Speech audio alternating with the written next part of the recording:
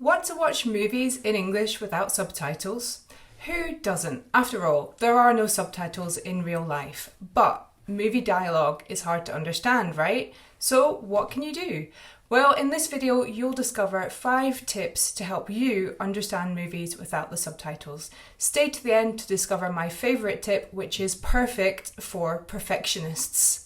I'm Cara Leopold from Leo Listening, where I help movie-loving English learners understand and discuss iconic movies together. So, tip number 1 to turn off those subtitles is to choose the movies that you watch carefully.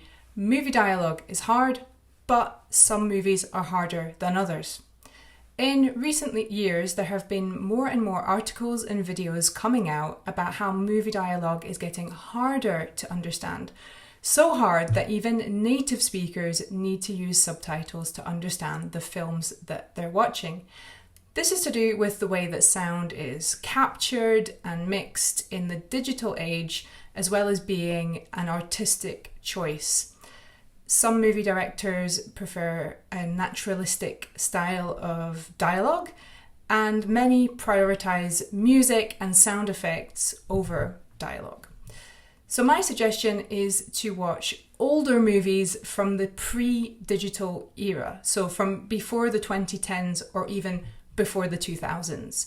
So let's say you watch a movie from the 90s. This actually has another benefit because if the movie is from the 90s, the chances are that you've already seen it dubbed into your own language or with subtitles in your language. So that will make it easier to understand without the subtitles. And of course, the way that sound was captured back then also meant that it was easier. I don't remember anybody complaining about movie dialogue in the 90s. It wasn't as hard to understand as it is these days.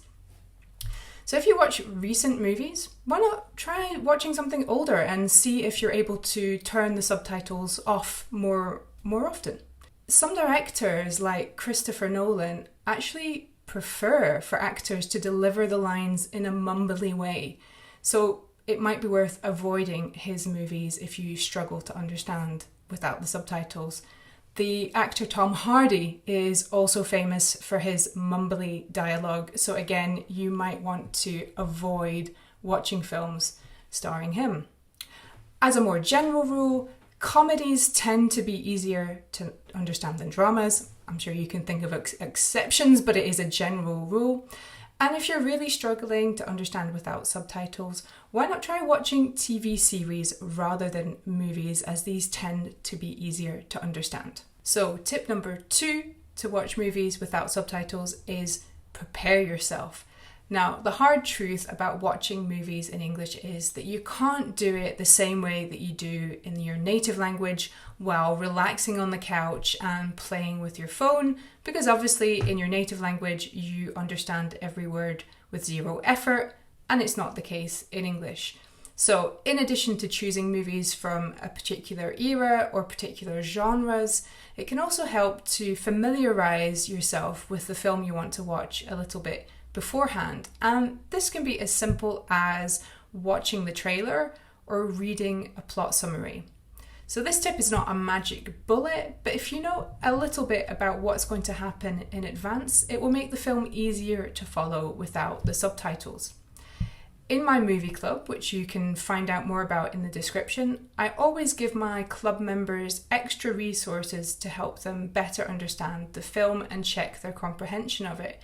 These resources help them dive deeper into the themes and the messages of the film as well. And of course, they give them extra reading and listening practice in English too. Tip number 3 for watching without subtitles is technical fixes. So I've said that movie dialogue is hard, and that means you need to do everything that you possibly can to make it easier for you to understand, and that includes some technical aspects that you can deal with. So let's have a look at 3 of those. So the first one is make sure that you wear headphones whenever you watch films or TV series. Now, I actually received an email from someone who told me that he noticed a huge improvement in his listening comprehension ability when he started watching films and TV series with headphones.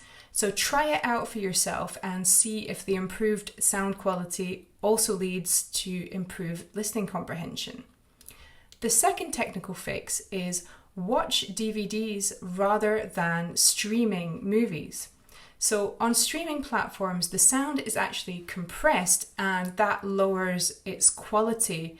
But if you watch DVDs or Blu-ray, you'll get better sound quality. So try that out. If you're only able to stream films, then make doubly sure that you always watch with headphones to make the sound quality as good as it possibly can be.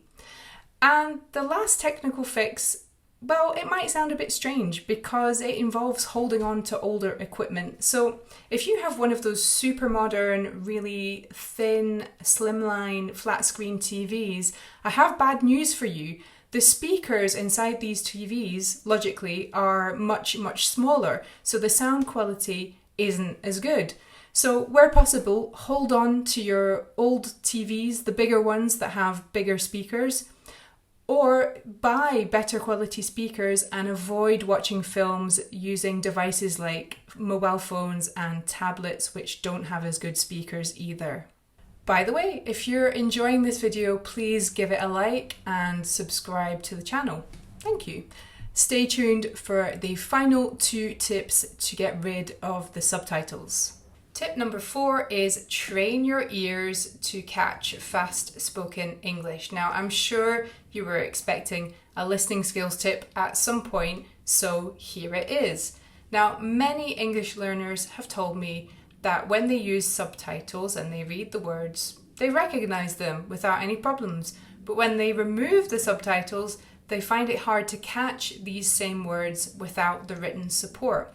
And that illustrates a really important point about the difference between written and spoken English. So written words are distinct and clear with gaps between them, right? But the spoken language is completely different. So to make our lives easier when we speak, we blend words together, link words, and even drop parts of words or drop words altogether. Now, you might not believe that this happens, but you do it too in your native language, and it's called connected speech. So let's take a simple example, the expression, I don't know. So very few people would pronounce it that way as 3 distinct words, and it's even a little strange for me to say it that way. In normal speech, I don't know sounds like I don't know. Why is that happening? Well, I drop the T sound on don't, and then the 2 N sounds in don't and no blend together, and that gives us I don't know. Now that's just one tiny example of connected speech, and you'll hear similar pronunciations of common expressions everywhere, basically. To become more aware of connected speech, what I do with my movie club students is I ask them to write out short lines of dialogue, no more than 10 seconds, so they listen a few times and then write it out. And afterwards they compare what they wrote with the subtitles or the transcript and notice what they misheard or misunderstood. And then after, I explain why. If you're interested in learning more about this listening and writing technique, you'll find a link in the description below to my audio workbook and audio course where I teach you how to understand fast-talking native speakers with movie quotes. Time for my 5th and final tip to understand movies without subtitles, and it's aim for 80%. Now, can you catch 80% of the dialogue without subtitles? If you answered yes, then congratulations, it's time to turn them off. Now, I know what you're thinking, Cara, 80% is just not good enough, I need to catch 100% of the dialogue. But actually, no, you don't need to aim for perfection, and here's why. If you can catch 80% without the subtitles, then you'll get the remaining 20% by paying attention to other elements that you normally miss, such as the context, the visual information on screen, like the scenery and the actor's gestures, as well as by lip reading. And because you're not reading the subtitles anymore, you'll actually have more bandwidth to pay attention to these visual elements that maybe you didn't look at so carefully before. If you're a perfectionist, I know it can be hard to follow a rule like aiming for 80%, but actually it's a really smart way to live your life. When you aim for 80%, you produce excellent results without burning yourself out trying to be perfect. So try it.